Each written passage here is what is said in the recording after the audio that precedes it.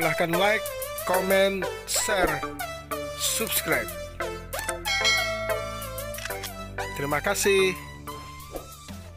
Gratis loh. Rasulullah sudah mengalami duluan, tapi Rasulullah tolak. Katakan pamanku sama mereka, jangan itu yang ditawarkan kepadaku. Letakkan matahari di tangan kananku, letakkan bulan di tangan kiriku. Aku tidak akan berhenti. Berdakwah ini, menyebarkan agama Islam ini, tinggal pilih Islam hidup atau saya mati. Nah, ini saudara-saudara sejarah yang dialami Rasulullah. Pahit Rasulullah itu, menderita Rasulullah itu, menyebarkan Islam Rasulullah menderita. Pergi ke Taif bukan disambut dengan pisang goreng dan roti, dilemparin batu oleh orang Taif, sehingga Rasulullah luka. Malaikat Jibril menawarkan jasa, hai Muhammad, angkat tanganmu, minta sama Allah, kami para malaikat siap untuk menggerakkan bukit-bukit di Taif ini untuk menghimpit umatmu. Tapi apa jawaban Rasulullah? Wahai Jibril, bukan itu yang saya minta. Justru saya mohon kepada Allah, Allahumma hdi qaumi fa innahum la ya'lamun. Ya Allah, berikanlah hidayah kepada umatku. Umatku menyakiti karena dia tidak mendapat hidayah dari Engkau. Berikanlah hidayah kepadamu, kepada mereka. Subhanallah. Ada enggak dicabung orang yang begini kira-kira? Kalau sudah disakitin orang, datang orang, bagaimana? Kalau saya tempelin orang, oh persilahkan. Inilah akhlak Rasulullah Sallallahu Alaihi Wasallam. Nah, saudara-saudara, inilah riwayat. Dengan kekerasan gagal, embargo ekonomi gagal, lalu dengan cara damai gagal. Akhirnya bangsa Arab memutuskan untuk bermusyawarah, bertempat di Darun Nadwa. Bapak-bapak kalau yang sudah pernah haji, kira-kira di Pancoran Mas itu 50 meter. Di situ tempat rapatnya toko-toko kuris kalau sudah dalam keadaan darurat. Dan rapat ini tertulis di dalam Al-Quran. Wa idh yamkuru bikal ladzina kafaru liyuthbituka aw yaqtuluka aw yukhrijuka wa yamkurun wa yamkurullah wallahu khairul makirin. Ingatlah engkau Muhammad, tatkala mereka si kafir-kafir ini mengadakan tipu muslihat. Ketika rapat di Darun Nadwa ini, hadir iblis yang berupa manusia, berpakaian rapi, yang orang Mekah tidak ada yang kenal. Ketika dia, siapa Anda? Saya datang dari Riyadh. Karena saya mendengar Anda mau bermusyawarah, saya hadir untuk nyumbang pikiran. Ikutlah rapat. Pertama kali mereka memutuskan tangkap saja Muhammad, masukkan ke penjara. Kalau Muhammad tidak ditangkap, dia masuk kampung, keluar kampung, masuk desa, keluar desa. Desanya, lidahnya Muhammad itu manis, gampang diterima oleh orangnya. Maka satu-satunya tangkap Muhammad, masukkan ke dalam penjara. Iblis angkat tangan. Kata iblis, tidak ada gunanya Muhammad ditangkap. Mengapa? Muhammad itu keluarganya orang bangsawan semua, orang besar-besar, orang gede-gede, nanti pasti akan dibela oleh keluarganya. Tidak ada gunanya. Usul lagi, kalau begitu usir saja Muhammad dari negeri Mekah ini, supaya tidak ada di Mekah. Usir ke luar negeri. Iblis berkata, usul ini sangat berbahaya. Kalau Muhammad diusir dari Mekah, nanti dia di luar negeri berdakwah. Kalau pengikut dia nanti jadi besar, pasti kita akan diserbu dari luar negeri. Bahaya usulmu. Ya. ditangkap, masuk penjara, nggak ada gunanya. Diusir keluarga berbahaya. Hasilnya Abu Lahab menjual ketok palu. Kalau begitu, bunuh saja Muhammad ini. Iblis berkata, inilah yang benar. Segala usahamu sudah gagal semua. Dengan kekerasan gagal, embargo ekonomi gagal, diajak damai, ditawarin tahta, harta, wanita, gagal. Satu-satunya bunuh Muhammad ini. Masya Allah. Akhirnya Abu Jahal memutuskan seluruh suku-suku di Arab, dikumpulkan semua pemuda-pemudanya dengan pedang terhunus, diperintahkan untuk mengepung rumahnya Rasulullah Sallallahu Alaihi Wasallam. Muhammad keluar, potong leher. Itu perintahnya. Kemudian darahnya minum oleh seluruh suku di tanah Arab ini agar tidak terjadi perang suku. Semua kepala suku minum darahnya Muhammad. Dikepunglah Bu rumahnya Rasulullah itu. Bu, ya Allah, tidur lagi. Saya pidato setengah mati, ibu nunduk ke bawah, tidur setengah mati. Ini namanya sama-sama setengah mati, Bu. Bu, saya datang dari jauh loh. Sudah saya pidato setengah mati, nunduk ke bawah, tidur setengah mati. Bu, dengarkan supaya nanti paham betul terjadinya hijrah ini. Dikepunglah rumahnya Rasulullah dengan pedang terhunus. Pada malam itu malaikat Jibril turun.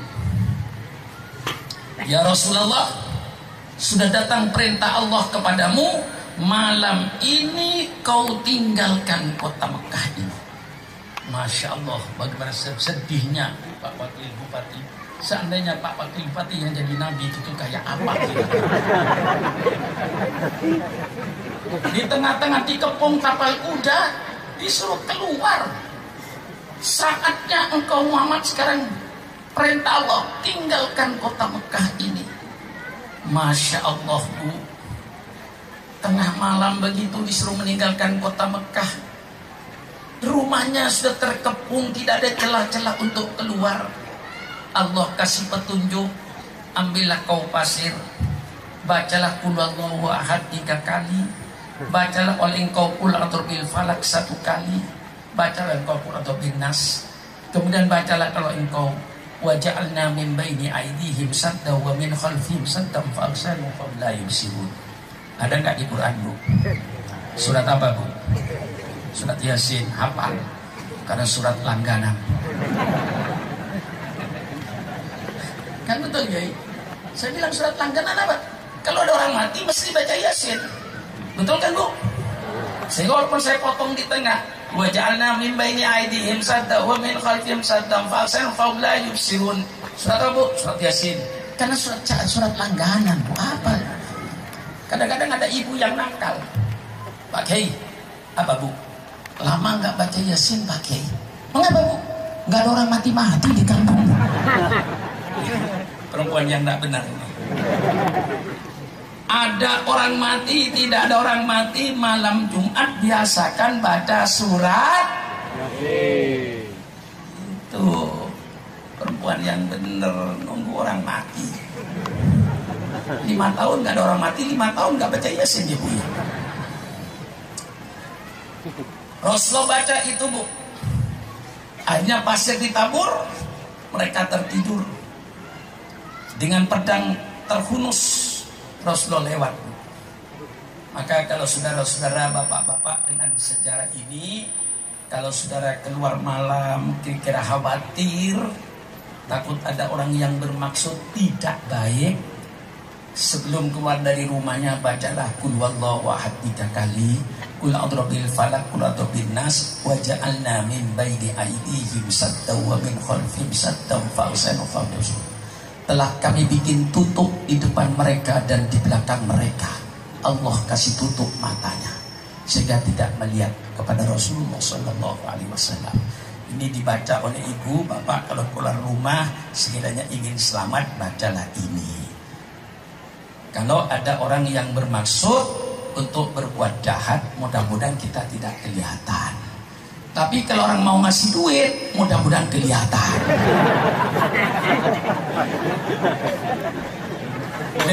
Kalau ada orang mau ngasih duit sama saya, saya nggak kelihatan, kan rugi saya. Tapi kalau yang berbuat jahat, mudah-mudahan tidak melihat saya. Kalau yang maksudnya buat baik, walaupun saya baca begitu, tetap dia melihat saya. Kalau yang bermaksud baik, yang bermaksud tidak baiklah yang tidak melihat. Rasul keluar, Bu, langsung ke rumahnya Abu Bakar Siddiq radhiyallahu anhu. Sayyidina Abu Bakar sudah paham suaranya Rasulullah. Assalamualaikum, waalaikumsalam. Ada apa Rasulullah malam-malam?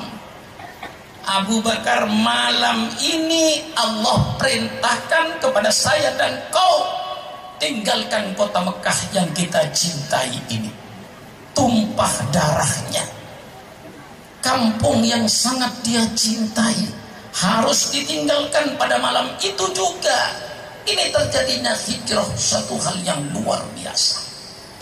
Abu Bakar Siddiq membuktikan sabda Rasulullah.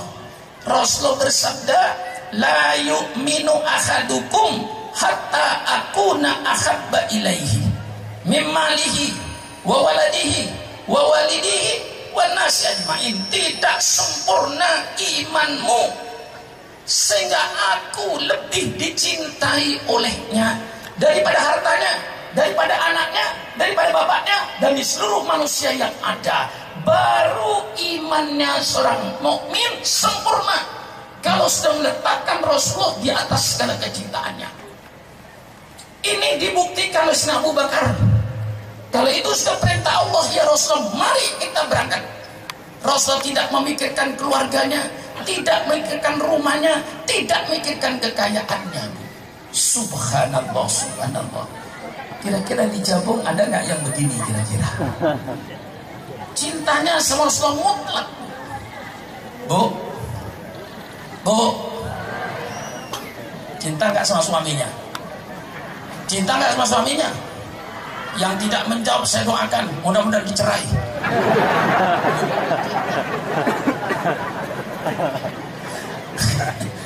Bu, cinta nggak sama suaminya? Bapak-bapak, cinta nggak sama istrinya? Yang tidak menjawab sudah punya cadangan di luar rumah itu. Saya tidak melarang bapak mencintai istrinya. Saya tidak melarang ibu mencintai suaminya. Saya tidak melarang bapak dan ibu mencintai hartanya. Tetapi yang saya minta, kecintaan kita pada Rasulullah di atas segala kecintaan yang ada. Lebih cinta kepada Rasulullah daripada siapapun saja di permukaan bumi. Kalau ingin imannya sempurna. Saya tidak melarang ibu mencintai suaminya, tapi letakkan kecintaan kepada Rasulullah di atas kecintaan kepada suaminya. Kalau saya ditanya, Pak Supran mana lebih cinta sama istrinya dengan Rasulullah? Saya lebih cinta sama Rasulullah dengan tidak mengurangi kecintaan saya pada istri saya.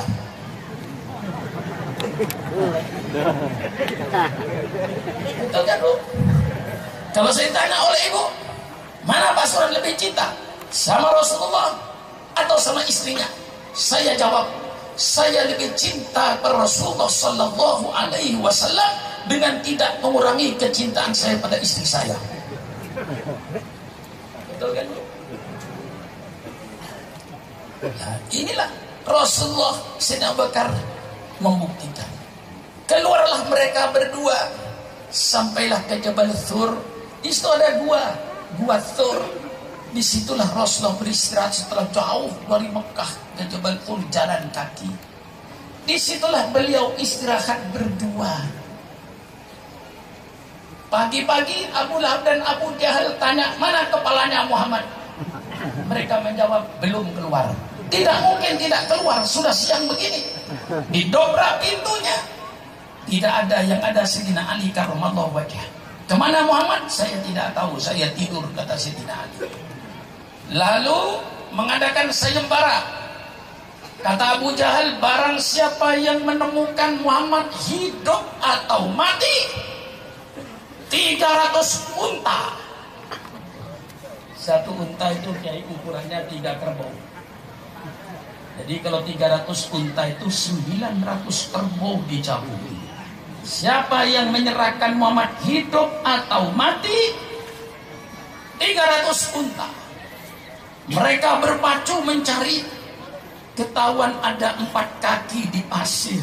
Ya, di padang pasir kan ketahuan kalau ada kaki. Ini pasti kakinya Muhammad dengan Abu Bakar. Telusuri terus. Sampailah ke permukaan Gua Thur itu. Wa yamkurun wa yamkurullah wallahu khairul makirin. Mereka mengadakan tipu muslihat dan Allah yang menjawab tipu muslihat mereka. Dan Allah sebaik-baik yang menjawab tipu muslihat itu. Labah-labah diperintahkan untuk bikin sarang rapi, tidak robek. Merpati bertelur. Begitu dia sampai langsung berteriak, tidak ada orang, tidak ada orang, tidak ada orang. Itu sarang laba-laba tidak robek. Kalau ada orang mesti robek. Tidak ada orang. Sayyidina Abu Bakar berkata sama Rasulullah dalam gua itu, ya Rasulullah, seandainya mereka melihat kakinya sendiri, Rasulullah pasti melihat kita berdua. Satu-satunya sahabat yang tertulis dalam Al-Quran, sekian ribu sahabat, hanya Abu Bakar yang tertulis di Quran. Idhuma fil ghar idh qala li sahibihi la tahzan innallaha ma'ana. Tatkala dia berdua berada dalam gua, siapa berdua itu? Nabi dan Abu Bakar. Idh qala li sahibihi, tatkala berkata pada sahabatnya Abu Bakar, la tahzan innallaha ma'ana. Jangan kau sedih Abu Bakar, Allah bersama kami. Itu dah dalam Al-Quran. Yamkurun wa yamkurullah wallahu khairul makirin. Mereka membuat tipu muslihat, Allah yang membuat tipu muslihat untuk mereka. Dan Allah sebaik-baik membuat tipu muslihat terhadap musuh-musuh Rasulullah dengan tidak tulim. Hanya labah-labah yang suruh membuat sarang. Subhanallah. Setelah 3 hari barulah Rasulullah berangkat lewat jalan tikus. Karena Rasulullah tahu, kalau saya lewat jalan biasa, pasti yang ngejar saya nanti ketemu lewat bukit-bukit yang tidak dilalui orang. Subhanallah. Ketika saya haji yang pertama, Kiai, tahun 75 saya ke Mekah itu, saya menangis ketika saya naik bis melihat bukit-bukit yang hanya batu dan pasir, batu dengan pasir yang panas yang begitu. Nabi saya dahulu naik unta jalan kaki, naik unta jalan kaki, menelusuri bukit-bukit yang panas ini. Sedangkan saya ke Mekah naik ke bis, itu pun masih mengeluh. Naik ke bis masih mengeluh.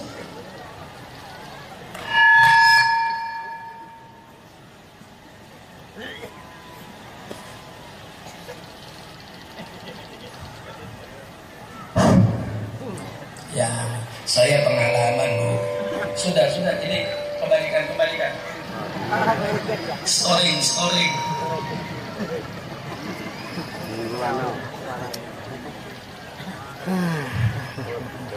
Dah, story.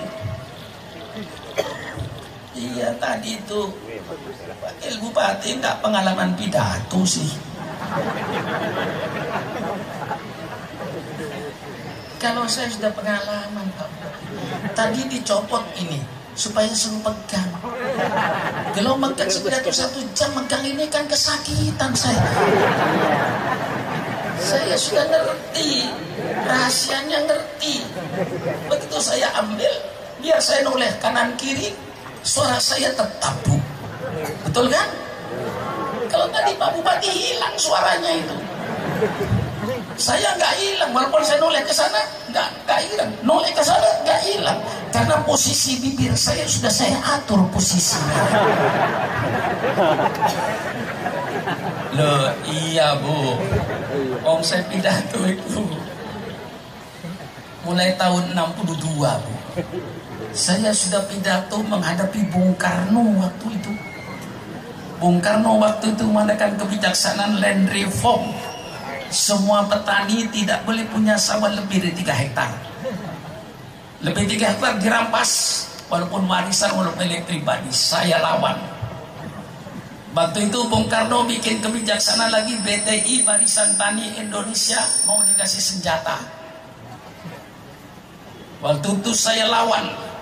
Kalau BTI dikasih senjata, tolong santri kasih senjata. Biar nanti kalau berperang seimbang senjatanya. Jangan BTI dikasih senjata, santri tidak. Waktu itu tahun 62 Bu, sudah gini saya Bu. Jadi sudah berapa puluh tahun kawan saya yang paling akrab adalah ini. Jadi ngerti saya rahasianya. Maka kalau ibu ditanya siapa penceramah paling tua di negara Republik Indonesia, jawab oleh ibu, penceramah yang paling tua di Indonesia Kiai Syukron Makmun. Pasti benar. Lah kalau tadi Pak Wakil Camat masih SD.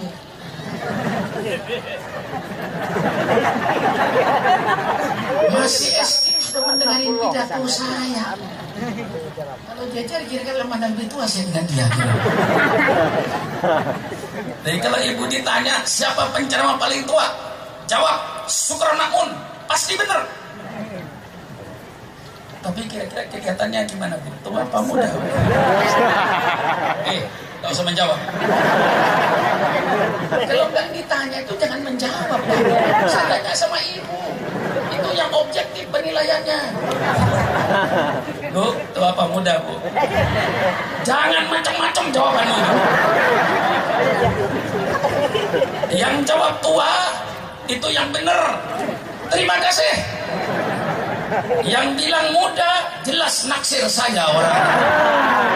Itu namanya perempuan mata keranjang. Atau barangkali ikan harat. Operasi dulu ke Jambi. Sudah saya bilang paling tua, masih bilang muda.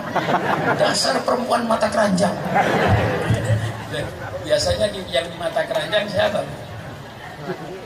Bu, satu ketika saya pernah pidato Bu dengan ustadzah pidato. Saya duduk, gadis-gadis, fatayat-fatayat, hati-hati kau dengan laki-laki zaman sekarang. Saya tersinggung berat karena saya merasa laki-laki zaman sekarang, bukan zaman Sriwijaya dulu di Palembang, bukan.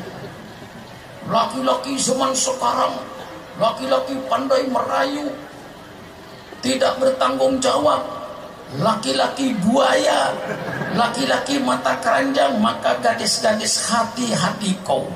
Kalau ada laki-laki tersenyum, kau jangan gampang-gampang tersenyum. Salah-salah kau kena senyuman buaya. Begitu saya disuruh naik ke panggung Pak Kiai, sambil melangkah sambil berpikir saya, dilawan apa tidak, dilawan apa tidak, dilawan apa tidak, dilawan apa tidak, tidak. Oh pantas saya melawan nenek-nenek begini. Pak Syukron Makmun menang. Melawan siapa? Melawan nenek-nenek. Ya. Maka tidak saya lawan, malah saya dukung. Pidato ustadzah tadi benar, saya dukung sepenuhnya. Memang laki-laki sekarang banyak laki-laki mata keranjang, laki-laki pandai merayu, tidak bertanggung jawab, laki-laki buaya. Benar, saya dukung sepenuhnya. Cuman saya minta pertanggungan jawab kepada kaum ibu. Kalau sudah tahu laki-laki mata keranjang, mengapa ibu-ibu mau dikeranjangi?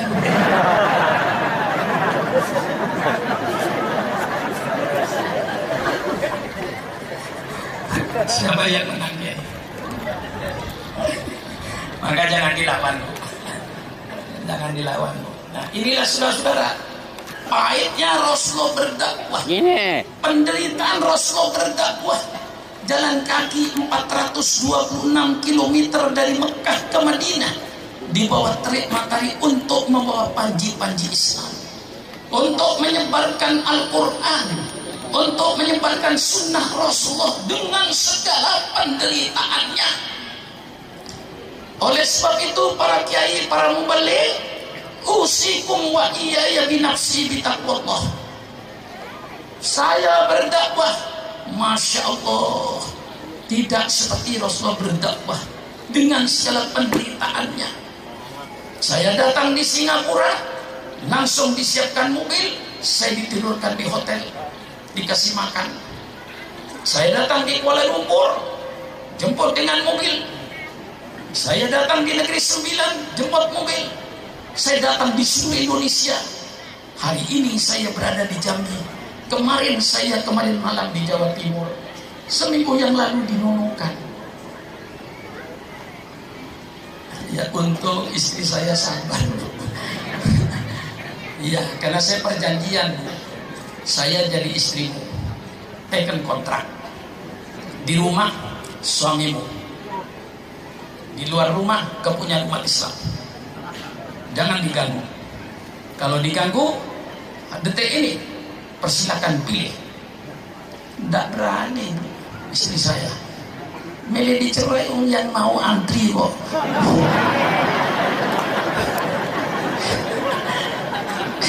Iya apa ya? Iya kan, kan, termasuk yang antri dia.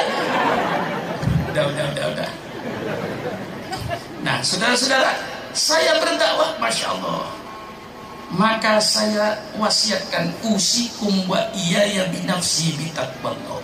Hai para kiai, para mubaligh, engkau sekarang berdakwah dengan segala kenikmatannya, disambut oleh masyarakat dengan begitu baik.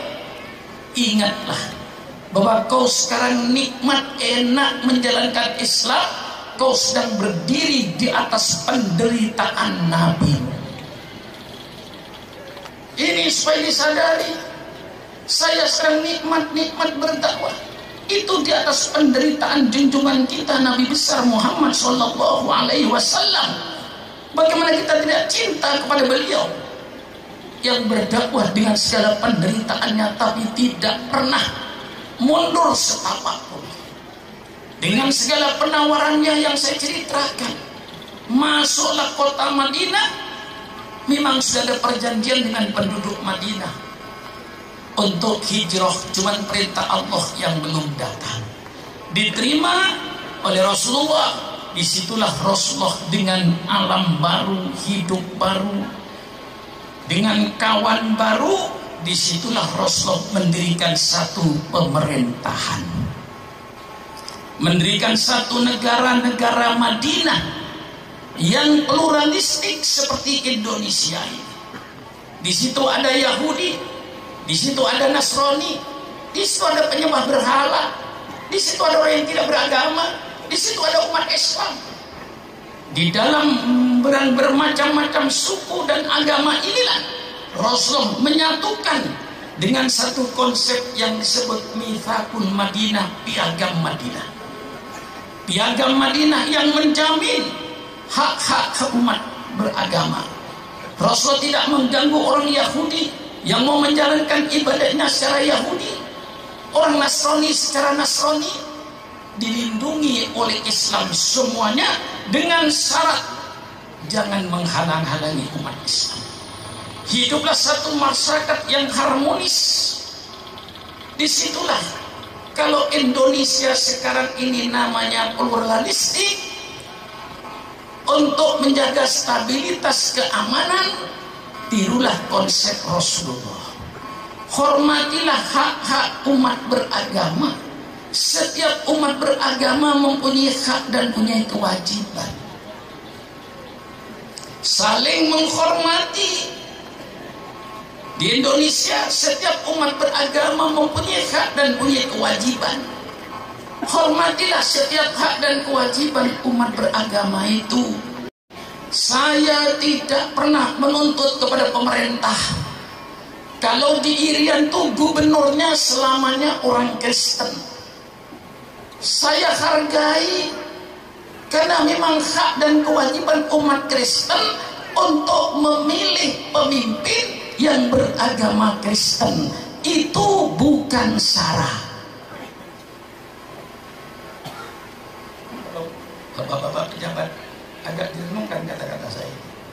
Saya tidak pernah menggugat orang Hindu yang gubernur Bali selamanya orang beragama Hindu. Mengapa saya menghargai? Memang hak dan kewajiban umat Hindu untuk memilih pemimpin yang seagama dengan mereka. Maka juga umat Islam punya hak dan kewajiban. Saya katakan di Jakarta, umat Islam punya hak dan kewajiban untuk memilih pemimpin yang mencintai Allah, dan pilihlah pemimpin yang dicintai Allah. Jangan memilih pemimpin yang dimurkai oleh Allah Subhanahu wa Ta'ala.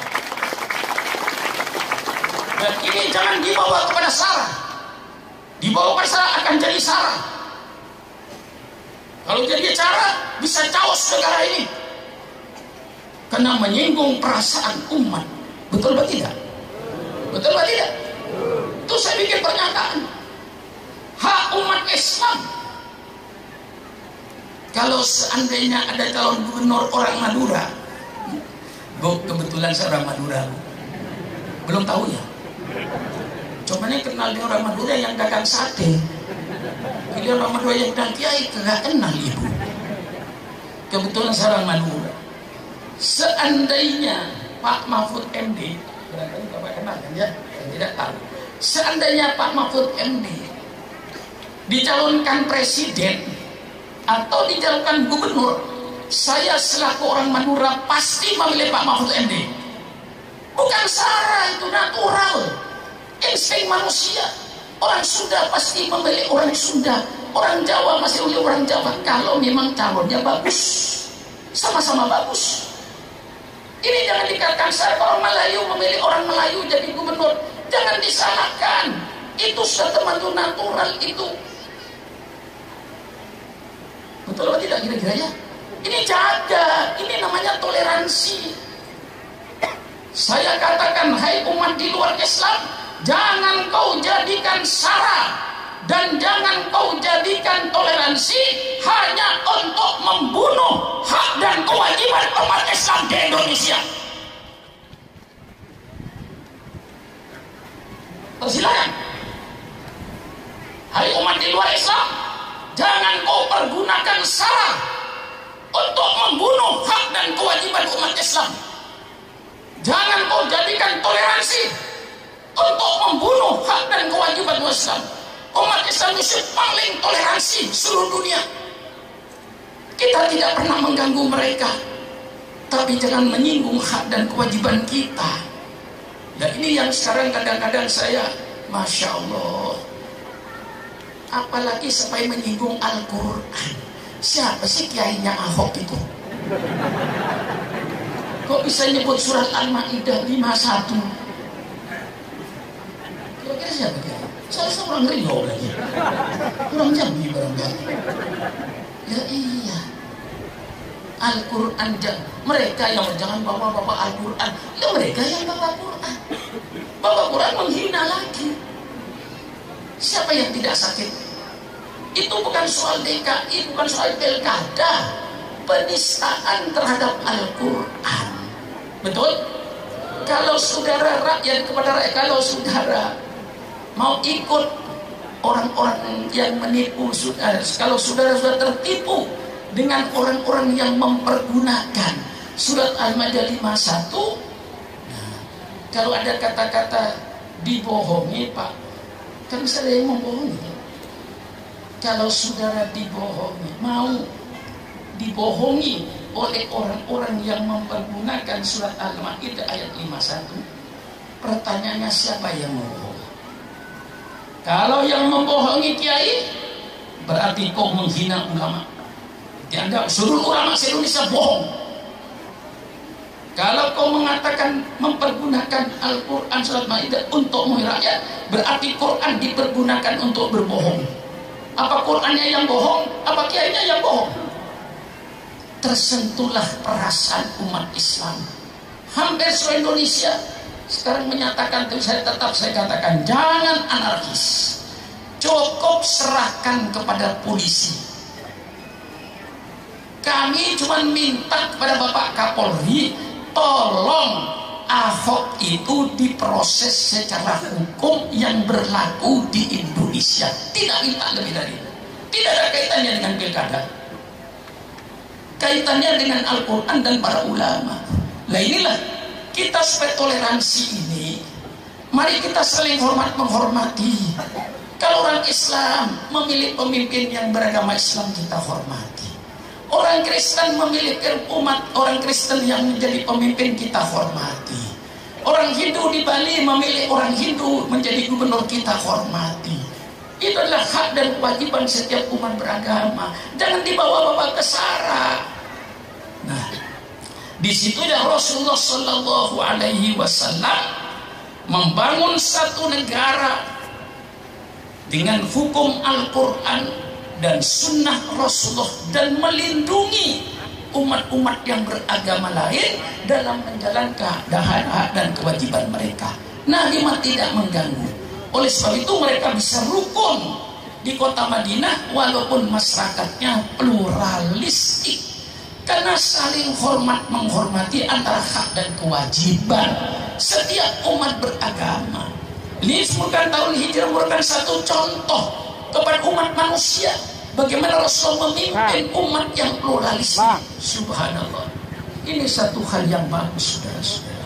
Maka jaga kerukunan antar umat beragama, jaga kedamaian, jangan bertindak secara anarkis. Kita punya pemerintah, serahkan segala sesuatunya kepada pemerintah, tegakkan hukum sesuai dengan hukum yang berlaku di negara kita yang kita cintai ini.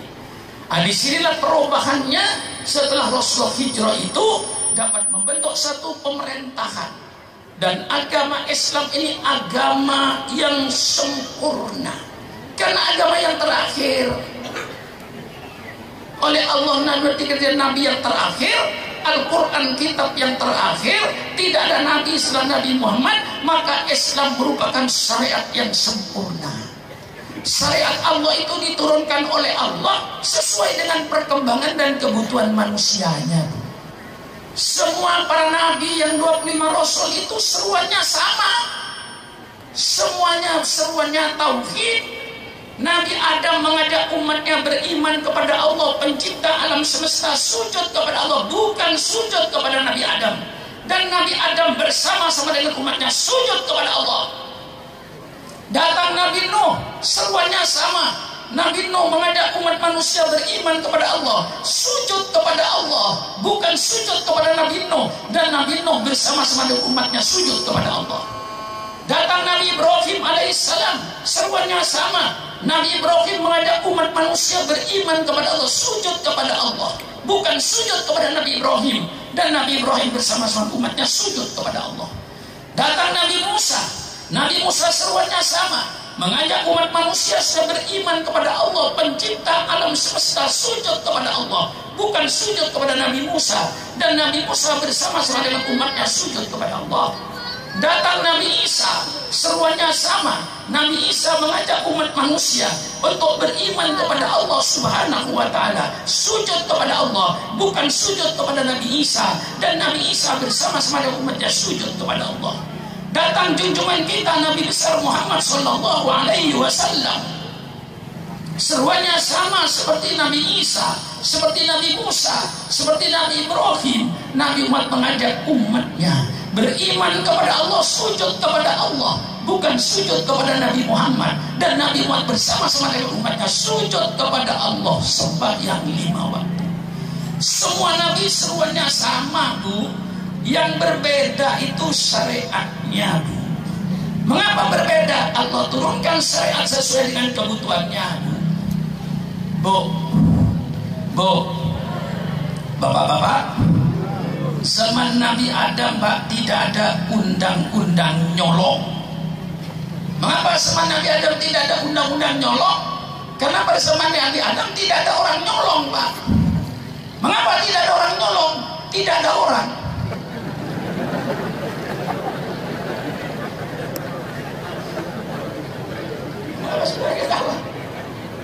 Siapa yang mau nyolong? Yang ada Nabi Adam dan Siti Hawa berdua. Nggak ada Singapura, nggak ada Malaysia, nggak ada Mekah, nggak ada. Yang ada dunia. Semua kebun kelapa sawit kepunyaan Nabi Nuh dan istrinya. Semua kekayaan alam kepunyaan dia berdua. Yang ada cuma Nabi dan Siti Hawa. Tidak ada orang nyolong. Kok apa bikin orang-orang undang-undang nyolong? Orang nyolong tidak ada. Mengapa tidak ada orang nyolong? Tidak ada orang. Bu, zaman Nabi Adam, Bu, tidak ada undang-undang perkawinan. Mengapa tidak ada undang-undang perkawinan seperti kita sekarang? Karena zaman Nabi Adam tidak ada orang kawin, Bu. Mengapa tidak ada orang kawin? Mengapa tidak ada orang kawin? Mengapa tidak ada orang kawin? Ya tidak ada orang. Siapa mau jadikan besan? Nabi Adam dengan anak-anaknya, waktu itu oleh Allah hukum diperbolehkan. Kakak kandung kawin dengan adik kandung kawin dengan kakak kandung zaman Nabi. Kalau sekarang di Jabung, ada anak ingin kawin dengan adik kandungnya sendiri karena cantik, itu orang salah lahir. Mestinya itu lahirnya zaman Nabi Adam. Datang Nabi Nuh, sempurnakan. Datang Nabi Ibrahim, sempurnakan. Datang Nabi Musa, sempurnakan. Datang Nabi Isa, sempurnakan. Dengan kitab Injilnya. Datang Nabi Muhammad Sallallahu Alaihi Wasallam sebagai penutup para nabi, diturunkan Al-Quran yang sempurna di dalamnya, menceritakan segala kehidupan manusia. Datanglah kaum sekuler yang ngajinya di Amerika. Datanglah orang sekuler yang ngajinya di Eropa. Datang ke Indonesia pidato bahwa agama itu hanya mengatur kehidupan manusia dengan Allah, ibadat. Adapun kehidupan manusia tidak diatur oleh agama, diatur oleh manusia sendiri. Itulah yang namanya faham sekuler yang memisahkan agama dengan kehidupan manusia sehari-hari. Bahwa kehidupan manusia sehari-hari tidak diatur oleh agama, diatur oleh manusia sendiri. Agama cuma apa? Agama cuma sholat, zikir, sholawat di masjid, tahlilan, bungkus berkat, selesai. Saya katakan, kalau ada profesor berkata bahwa agama Islam tidak mengatur kehidupan sehari-hari, itu profesor doktor yang tidak paham kepada ajaran Islam. Kalau ada kiai haji berfaham sekuler bahwa agama tidak mengatur kehidupan manusia sehari-hari, itu kiai haji tolol, garis miring goblok, garis miring bodoh.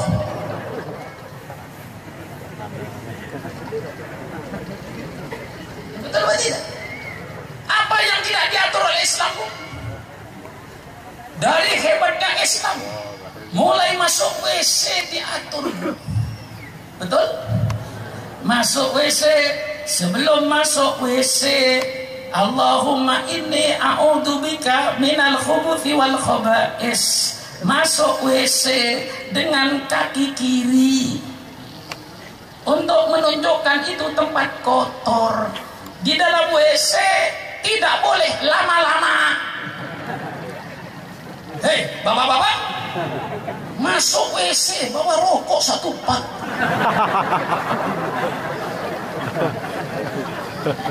Di WC ngerokok, putus nyambung lagi. Dilarang oleh agama itu, betul Kiai? Dilarang oleh agama itu gak benar. Di luar orang antri sakit perut, di dalam enak ngerokok.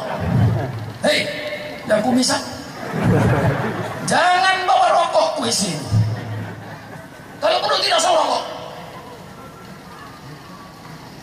di dalam WC tuntaskan najisnya itu, jangan ada sisanya.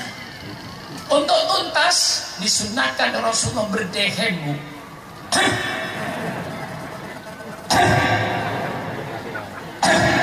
Supaya keluar, Bu. Setelah keluar, sucikan najis itu supaya suci, hilang baunya, hilang warnanya, hilang rasanya. Tidak ada sistem bersuci yang lebih tinggi daripada Islam. Bersih itu belum tentu suci, tapi suci pasti bersih. Kenapa? Syaratnya suci. Najis tadi hilang warnanya, hilang baunya, hilang rasanya.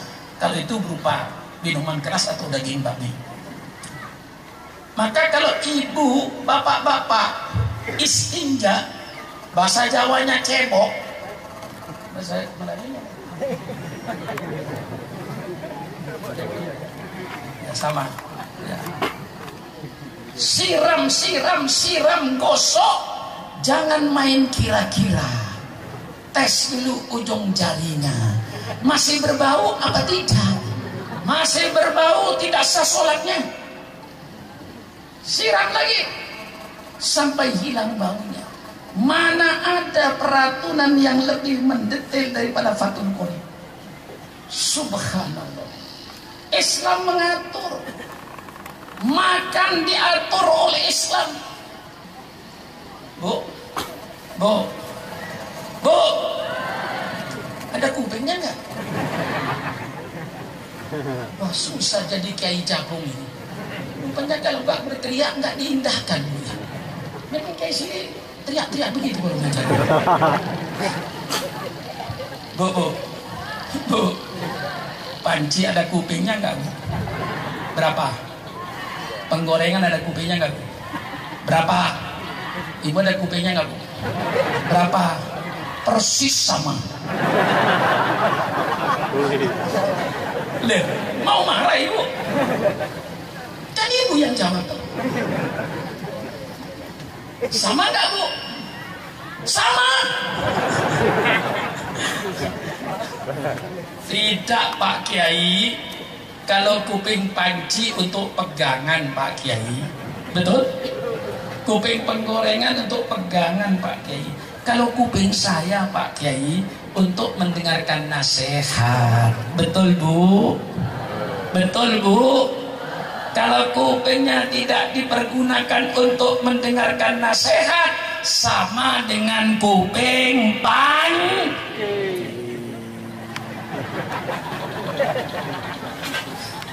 kuping orang apa kuping panci? Kuping orang apa kuping panci? Kalau kuping orang saya teruskan, Bu. Kalau kuping panci berhenti saya. Lah untuk apa pidato di depan kuping panci? Kuping orang apa kuping panci? Kalau kuping orang saya teruskan untuk dengarkan nasihat. Makan, subhanallah, Bu, bapak-bapak, nanti kalau mau makan Pak Wakil Bupati ingat saya, Pak, ya. Enggak usah nganter ke rumah, ingat aja. Kata Pak Sukron, alhamdulillah masih mau makan. Begitu makanan di depannya ada Pak Wakil Bupati, alhamdulillah yang dimakan ada. Berapa banyaknya orang yang mau makan? Pengungsi-pengungsi yang dimakan tidak ada. Mau makan apa? Ada lagi makanan cukup. Nasi ada, pisang ada, telur ada, susu ada. Tidak mau makan, persilakan Bapak keliling rumah sakit di Jambi. Keliling sekarang di rumah sakit Jambi. Makanan banyak, tidak mau makan.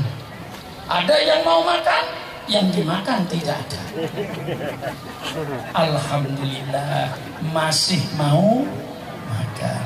Alhamdulillah yang dimakan, Masya Allah, bersyukurnya kepada Allah. Ambil yang paling dekat, Bu. Ini kadang-kadang makan bersama, ramai-ramai. Yang dekat tidak diambil. Ambil yang di depan orang yang jauh-jauh. Ini orang serakah ini. Haknya orang lain diambil, yang di depan diamankan untuk dibungkus bawa pulang. Kiai hati-hati deh kalau makan dengan saya. Saya perhatikan tangannya itu mana yang diambil. Nah, kunyah. Kata Imam Ghazali, kunyalah makanan itu paling tidak 27 kali. Sehingga hancur sehancur-hancurnya masuk di usus tidak ada beban. Sudah halus semua, insya Allah emahnya bagus. Ini diajarkan dalam kitabnya Imam Ghazali supaya hancur makanan sehingga vitaminnya banyak. Ini yang kurang beres itu ibu-ibu goreng tempenya keras, baru dipotong dua oleh giginya langsung ditelan. Besok pagi keluar subuh lihat masih tempe utuh ibu. Mana vitaminnya? Gigi ini gunanya untuk menghancurkan makanan, Bu. Geraham ini untuk menghancurkan makanan. Insya Allah tidak sakit emah, sehat. Apalagi Rasulullah memperingatkan, nahnu qaumun la na'kul hatta naju wa idza akalna lam nashba. Kami kaum yang tidak makan kecuali merasa lapar. Dan kalau lapar baru makan, tidak sampai kenyang. Masya Allah, Pak Wakil Bupati. Ini menjadi nasihat dokter. Tapi nasihat itu nunggu orang setelah sakit emah. Baru dokter bilang, Bapak sakit emah ya. Tolong Pak kemana saja bawa roti Pak. Kalau terasa perih segera makan Pak. Tapi jangan kenyang. Kan begitu, ada dokter enggak? Begitu nasihat dokter itu.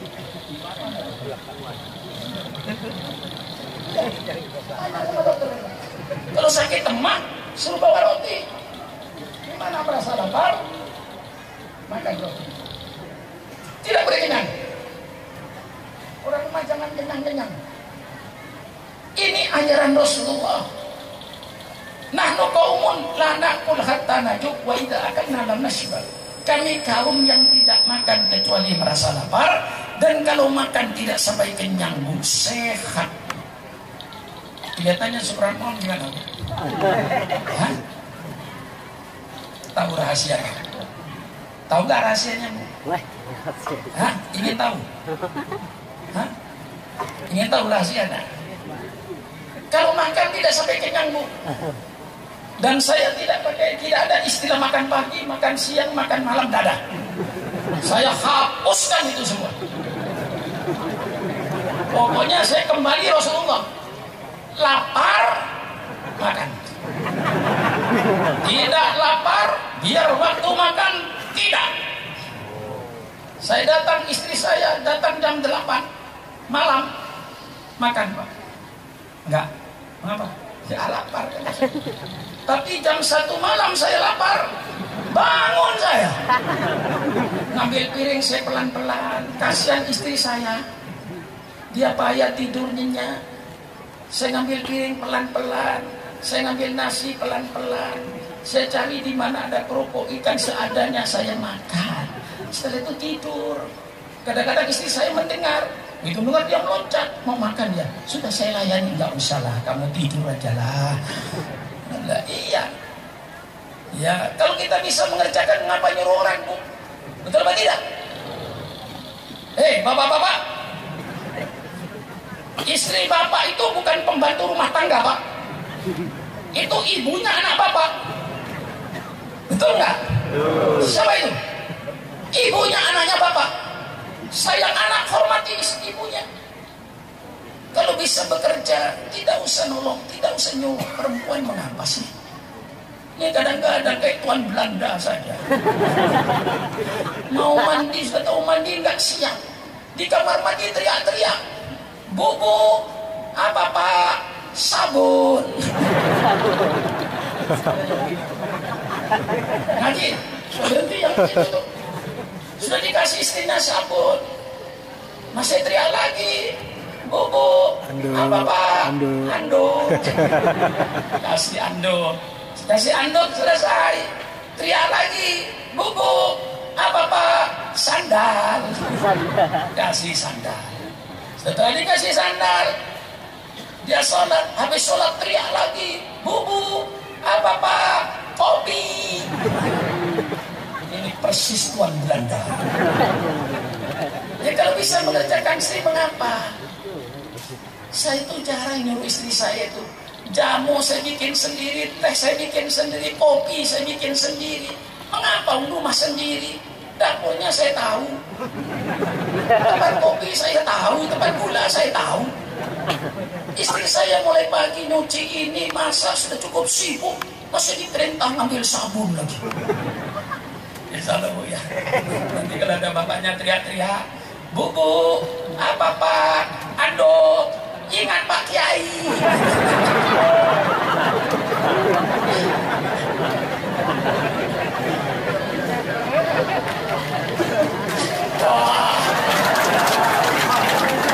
Tepuk tangan kok. Dengarkan lanjutannya. Kalau bapaknya bikin kopi sendiri, istrinya cuma nonton. Bapaknya nyuci sarung sendiri, istrinya cuma nonton. Perempuan begitu pulangkan sama mertuanya, kagak tahu diri.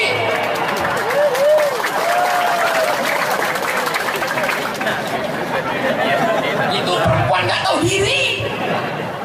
Ya kalau tahu suaminya nyuci, apa salahnya Pak saya nyuci Pak? Gitu Bu. Bu, denger aku banyak. Agak hati-hati deh kalau dengan saya. Jangan main tepuk-tepuk aja. Saya pidato itu harus seimbang Pak. Betul atau tidak Pak? Pakai timbangan, jangan berat sini berat sini. Sama Bu. Nah kalau ibu suaminya kelihatan nyuci, Pak saudara saya yang nyuci Pak. Itu Bu. Oh sudah nggak usah biar saya nyuci, nggak apa-apa. Itu yang paling baik rumah tangga itu rebutan. Ya kalau suaminya jadi mandor, suaminya bikin teh, istrinya cuma liatin aja. Suaminya nyuci diliatin, suaminya melipat baju diliatin jadi mandor. Bapak punya perempuan semacam ini, segera kembalikan sama mertuanya Pak. Adil kan lu? Adil kan lu? Nah ini Islam tuh mengatur segala-galanya. Makan diatur. Bismillahirrahmanirrahim. Sebelum makan Allahumma barik lana fi ma razaqtana wa qina adzabannar. Habis makan alhamdulillahilladzi at'amana wa saqana minal muslimin. Sampai tidur diatur. Subhanallah. Tidur diatur Islam. Paling tidak bismikallahumma ya wa amur. Bangun tidur diatur oleh Islam. Bapak mau tidur dengan istrinya, mau naik ada bismillahnya Pak, cuma tidak keburu.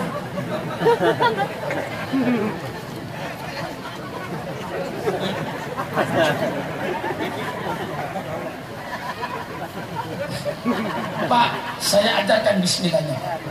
Kalau Bapak mau naik, sebelum naik bismillahi Allahumma jannibis syaiton anni wa jannibni anhu warzuqni dzurriatan thayyibah. Dengan namamu. Jadi maka saya kan tidak keburu itu. Diajar ngajarin. Bismillahi dengan nama Allah. Allahumma jannibis syaiton anni, ya Allah jauhkan setan dari saya. Wajadibni an wajadibni syaiton anni, dan jauhkanlah setan dari saya ya Allah. Jauhkanlah saya dari setan, jauhkan setan dari saya ya Allah. Wahabli dzurriatan thayyibah, berikanlah ya Allah saya keturunan yang soleh. Baru naik nangkring kayak kambing. Maka ibu yang muda-muda, yang kau yang nenek-nenek sudah nggak naik sudah. Yang muda-muda, yang di panggung, pasang kuenya. Kalau nanti bapaknya nanti malah mau naik, ingat saya. Tegur dulu. Pak, sudah baca bismillah belum? Belum, Dek. Turun.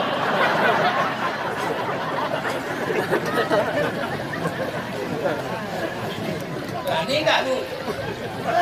Berani nggak, Bu? Kalau muridnya syukuran namun harus berani. Tegur suaminya. Papa, sudah baca bismillah, Pak? Belum, Bu. Turun dulu, Pak. Sebentar baca bismillah dulu. Biar anaknya anak yang baik-baik. Masya Allah. Sampai di situ sejauh itu Islam. Jadi tamu diatur. Jadi tuan rumah diatur. Bermasyarakat diatur. Bagaimana kita hidup bermasyarakat. Wa ta'awanu 'alal birri wat taqwa.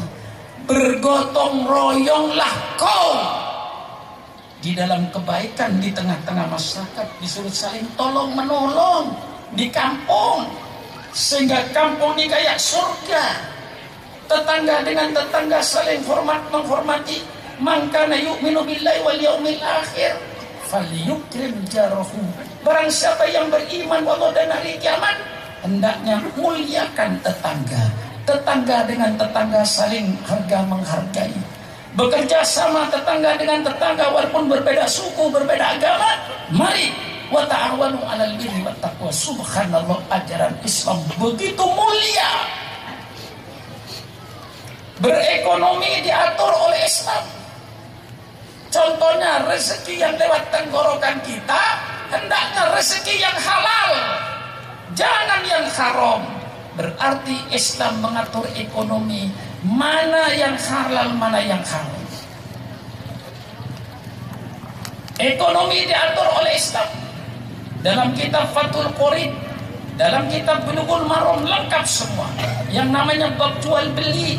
Al-bai'ul mabruk ma laysa fi bisun, jual beli yang diberkahi oleh Allah, jual beli yang tidak ada manipulasi, yang tidak ada penipuan di dalam jual beli, baru itu dagang yang berkah.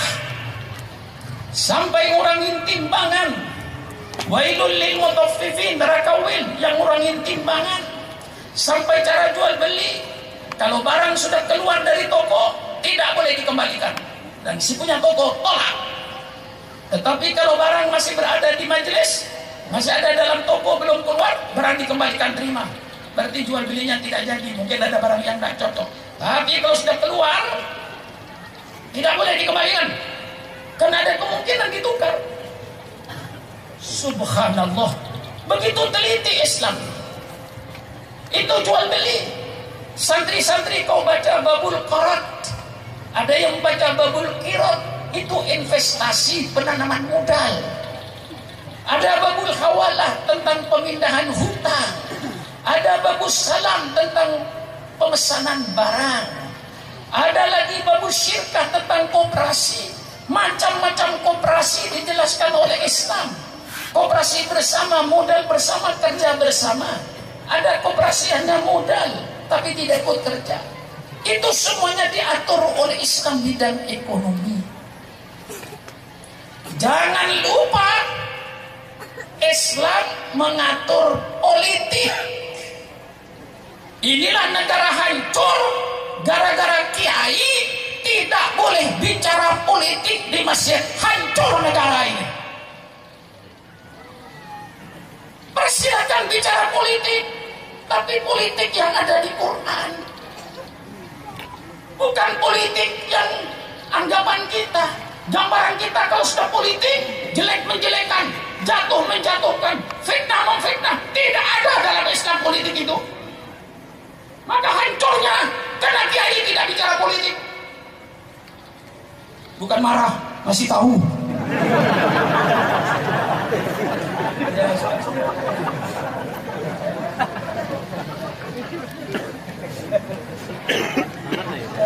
Nggak kesel gitu. Nah ini gara-garanya. Persilakan kiai bicara politik depan Pak Tentara, Pak Polisi. Tapi politik yang ada di Quran, politik yang ada di Sunnah Nabi. Bagaimana yang ada di Sunnah Nabi? Kullukum ra'in wa kullukum mas'ulun an ra'yatihi. Setiap kalian adalah pemimpin. Setiap pemimpin akan dimintai pertanggungan jawab oleh atas kepemimpinan. Jangan enak-enak jadi bupati, jangan enak-enak jadi gubernur, jangan enak-enak jadi presiden, jangan enak-enak jadi menteri. Nanti di akhirat kau akan dimintai pertanggungan jawab atas kepemimpinanmu terhadap rakyatnya.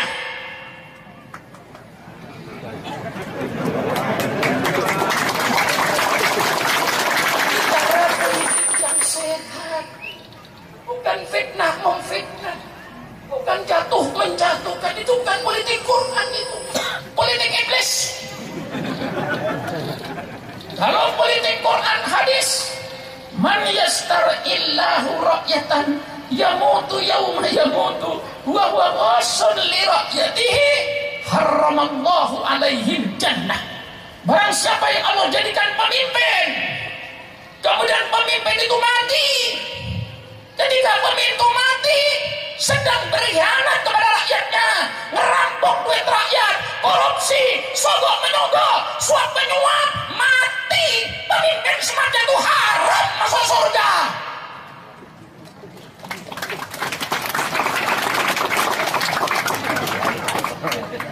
Otot saya ini, siapa yang nyuruh? Nggak ada. Saya ngotot sendiri karena saya cinta sama bangsa.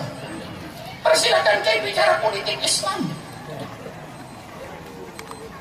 Dalam politik Islam yang digariskan dalam kitab Al-Ahkam As-Sunniyah, suatu negara itu harus dipimpin dengan cara musyawarah. Wa amruhum syura bainahum wa syawirhum fil amri. Pemerintah tidak boleh diktator. Semua kebijaksanaan pemerintah rundingkan dulu antara mereka, baru bikin kebijaksanaan. Kadang-kadang pemimpin sekarang ini sendiri-sendiri.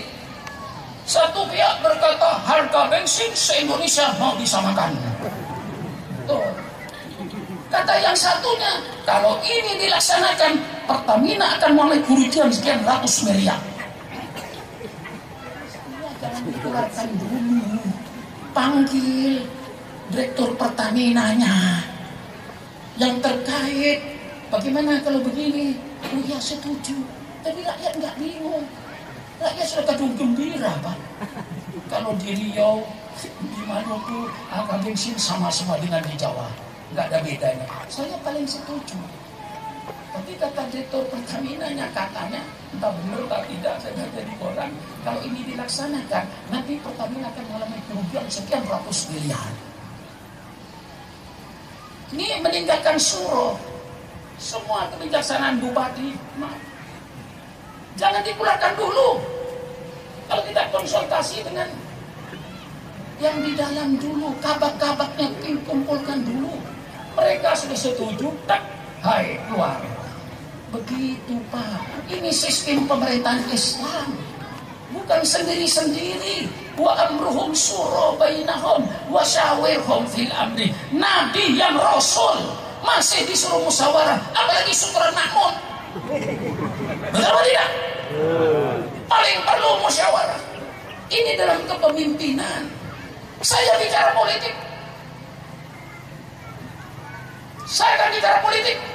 Innallaha ya'murukum an tu'addul amanati ila ahliha wa idza hakamtum bainan nas an tahkumu bil adli. Ini 100% dari ayat politik. Apa tidak boleh ini kita dengungkan di masjid?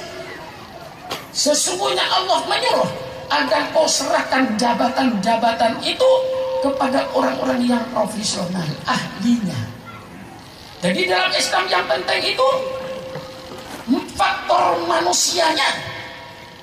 Dalam ayat Quran ini faktor manusianya. Siapa yang layak jadi ketua RT? Siapa yang layak jadi ketua RW? Siapa yang layak jadi kepala desa? Siapa yang layak jadi camat? Siapa yang layak jadi bupati? Siapa yang layak jadi gubernur? Siapa yang layak jadi presiden? Faktor manusianya itu lebih penting. Cari manusia yang benar. Naudzubillah ngangkat RW menjadi agen narkoba. Apakah hancur negara ini? Siapa yang menjelaskan Quran ini? Rasulullah. Rasulullah menjelaskan, idza duyi'atil amanatu fantadiris sa'ah. Apabila amanah kepercayaan sudah hilang di antara bangsa ini, tunggulah hancurnya bangsa ini. sudah saling tidak percaya mempercayai. Rakyat tidak percaya kepada pemimpinnya, pemimpinnya tidak percaya kepada rakyatnya. Satu instansi dengan istilah lain saling curiga mencurigai. Hancurlah